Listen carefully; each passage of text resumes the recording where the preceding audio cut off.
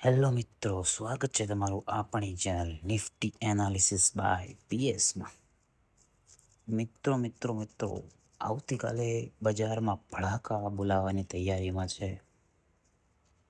હવે તમે મને એમ કહેશો કે કેમ ભડાકા બોલાવવાના? જો ભાઈ, એમાં કેવું છે, ગ્લોબલ સંકેત અત્યારે એવા આવી રહ્યા છે કે ભાઈ તમે જોશો ને, ડાઉ જોન્સ, નેસ્ડેક, ગિફ્ટ નિફ્ટી બધામાં એવરેજ 1.5%, 2-2%ની ગિરાવટ છે. બરાબર, જો તમને બતાવી દઉં. હા જુઓ, ગ્લોબલ માર્કેટ. હવે તમે જુઓ, ડાઉ જોન્સ છે 1.5%, 1.35% આજુબાજુ ડાઉન. S&P 500 જો, નેસ્ડેક જો, નેસ્ડેક 4% જેટલો ડાઉન છે ભાઈ. આઈટી એ છે ને, આઈટીમાં એઆઈએ તો આપણી પૂરેપૂરી લાલ કરી નાખી, સમજ્યા? હવે એમાં તમે ગિફ્ટ નિફ્ટી તમને બતાવો. તમે ગિફ્ટ નિફ્ટી જોઈજો કેટલી ડાઉન છે. બધું જો, બજાર બધું ડાઉન છે. ગિફ્ટ નિફ્ટી જો છે 350 પોઈન્ટ ડાઉન, બરાબર છે. અને છે ક્યાં? 23,100 આજુબાજુ.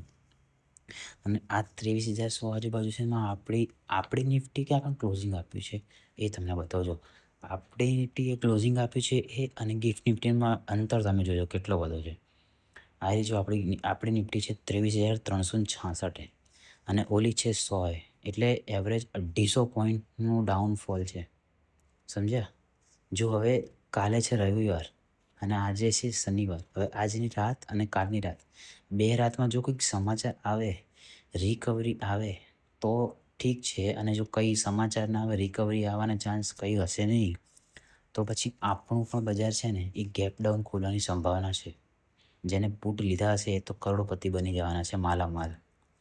બરાબર છે. જો આ છે ને નિફ્ટીનો ચાર્ટ છે. મેં તમને ખાલી નિફ્ટીનો ચાર્ટ પોસ્ટ કરી દીધો હતો, પણ તોય તમને સમજાવી દઉં છું, બરાબર? કે ભાઈ જો બાય ચાન્સ કંઈ ન્યૂઝ નથી આવતા તો આમાં ખુલે, બરાબર છે. તો એવરેજ ગિફ્ટ નિફ્ટી પ્રમાણે આપણે જોવા જઈએ તો આપણું નિફ્ટી 150થી 200 આજુબાજુ ગેપડાઉન ખુલે, 150થી 200 પોઈન્ટ જેટલો ગેપડાઉન ખુલે, તો આ લેવલ્સ આજુબાજુ જો ગેપડાઉન ખુલે 23,150થી લઈને 23,200, આ બેની વચમાં જો ગેપ ઓપન થાય તો માર્કેટમાં રિકવરી આવવાના ચાન્સીસ વધારે છે, બરાબર છે. જેમ રિકવરી, કેમ કે આપણે જો છેલ્લા 4-5 દિવસથી ગેપડાઉન ખુલતા હતા અને ઉપર ખેંચતી હતી કેન્ડલ, બરાબર, બાયર્સ એક્ટિવ થતા હતા. તો આમાં પણ એવું થવાની સંભાવના છે, બરાબર છે. અને બહુમાં બહુ તમારે લેવલ્સ ક્યાં સુધી? 23,350 સુધી આવી શકે છે, કેમ કે એ અત્યારે રેઝિસ્ટન્સ તરીકે કામ કરી શકવાનો છે, બરાબર છે. હવે એમાં કેવું છે પાછું, હું તમને બીજું કહું, સેન્સેક્સમાં, બેંક નિફ્ટી બધામાં તમને કહી દઉં કે બધામાં પણ આ રીતનું જ ઓપનિંગ થવાની સંભાવના છે. હવે વધારે પડતો ગેપડાઉન થઈ જાય ને તો તમારે ધ્યાન રાખવાનું છે, બરાબર છે, કે ભાઈ આપણે લેવલ્સ કઈ રીતે ટ્રેડ કરવા અને કઈ રીતે ટ્રેડ ના કરવા, બરાબર. ચલો, આ સેન્સેક્સમાં પણ તમને બતાવી દઉં. જો નિફ્ટી એવરેજ 200 આજુબાજુ 200 પોઈન્ટ ડાઉન થાય ને તો સેન્સેક્સ એવરેજ 700 પોઈન્ટ ડાઉન થશે. 600-700 પોઈન્ટ, તો 600-700 પોઈન્ટ સેન્સેક્સ ડાઉન થાય તો 73,500 આજુબાજુ એ ઓપનિંગ આપે, બરાબર. 73,500 આજુબાજુ ઓપનિંગ આપે સેન્સેક્સ. આ લેવલ જે જો ડ્રો કર્યું છે, તો ત્યાંથી પણ સેન્સેક્સમાં રિકવરી આવવાના ચાન્સીસ છે.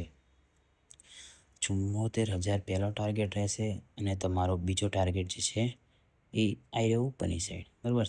એટલે ધ્યાન રાખજો, બરાબર છે. ઓપન થયું ગેપ ડાઉન, રિકવરી આવી, એટલે ધ્યાનથી તમારે ટ્રેડ એક્ટિવ કરવાના છે. અને 74,170થી પછી સેલ સાઇડ પ્લાન તમે કરી શકો છો. હવે 2-3 ચાન્સ હોય, સમજો કે 74 પણ આવે ને સેલ સાઇડ પ્લાન કરે, અને 74,170 આવે તો પણ સેલ સાઇડ પ્લાન થઈ શકે છે. પણ એ તમારે જોવાનું છે કે ભાઈ બિયરિશ કન્ફર્મેશન આપે છે કે નહીં. જો કન્ફર્મેશન આપે પછી સેલ સાઇડ પ્લાન કરવાનો છે તમારે, બરાબર છે મિત્રો. જો આ બેંક નિફ્ટીમાં પણ તમને કહી દઉં. હવે બેંક નિફ્ટી એવરેજ 500થી 500 પોઈન્ટ આજુબાજુ ગેપડાઉન ખુલે, બરાબર છે. આપણે એ અંદાજ લઈને ચાલીએ તો એ પ્રમાણે આ લેવલ્સ આજુબાજુ બેંક નિફ્ટી ખુલવાની સંભાવના છે, બરાબર છે.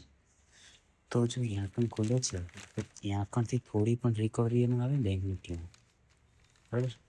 તો જો બેંક નિફ્ટીમાં રિકવરી આવશે ને બોસ, તો પછી નિફ્ટી અને સેન્સેક્સનો બેમાં રિકવરી આવવાનો ચાન્સ રહેશે, બરાબર છે. એટલે ધ્યાનથી ટ્રેડ કરજો. જો આની વચમાં ગમે ત્યાં ઓપનિંગ આપે, બરાબર, આ ઝોનની વચમાં અને ઉપર નીકળે, બાયર કન્ફર્મેશન આપીને એક્ટિવ થાય બાયર નીચેના લેવલ, તો પછી તમે આ લેવલ સુધી તમે પ્લાનિંગ કરી શકો છો, બરાબર છે. હવે એનાથી આગળ તમારે જાવું કે ના જવું એ તમારે વિચારવાનું છે, પણ લેવલ્સ અમુક કેવા હોય ને કે જ્યાં કંઈથી રિજેક્શન આપે ને આપે બજાર, બરાબર છે. એટલે તમારે ધ્યાન રાખવાનું છે કે ગેપ ડાઉન ખુલે તરત જ તમારે એન્ટ્રી કરવાની નથી, બંને સાઈડ કન્ફર્મેશન આપે, બાયર્સ એક્ટિવ થાય પછી તમારે એન્ટ્રી બનાવીને બુલિશ સાઈડ તમારે જવાનું છે. ચાલો મળીએ આવતીકાલે કાલના વિડીયોમાં, ત્યાં સુધી રાધે રાધે.